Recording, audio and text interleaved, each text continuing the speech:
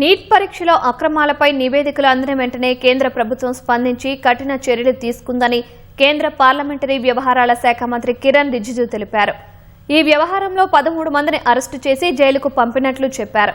విద్యార్థుల భవిష్యత్తుకు ప్రాధాన్యతనిస్తూ ఎలాంటి జాప్యం లేకుండా రీ ఎగ్జామ్ను విజయవంతంగా నిర్వహించి వెంటనే ఫలితాలను సైతం వెల్లడించామన్నారు. ఢిల్లీలోని పార్లమెంటు లైబ్రరీ భవనంలోని జీఎంసీ బాలయోగి ఆడిటోరియంలో మంగళ్ మిలన్ పేరుతో జరిగిన ఎన్డీఏ పార్లమెంటరీ పార్టీ సమావేశంలో రిజిజు పాల్గొన్నారు. అనంతరం మాట్లాడిన ఆయన ఎన్డీఏ నేతలకు, ఎంపీలకు ప్రధాని మోదీ కీలక సూచనలు చేసినట్లు చెప్పారు. కేంద్ర ప్రభుత్వం ఎల్లప్పుడూ విద్యార్థులకు అండగా ఉంటుందని ప్రధాని నరేంద్ర మోదీ స్పష్టం చేశారని తెలిపారు.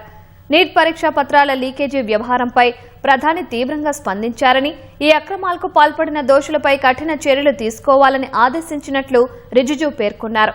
విద్యార్థుల భవిష్యత్తు విషయంలో రాజీ పడే ప్రసక్తే లేదని, వారి ప్రయోజనాలను కాపాడేందుకు తమ ప్రభుత్వం కట్టుబడి ఉందని ప్రధాని మోదీ భరోసా ఇచ్చినట్లు మంత్రి వివరించారు.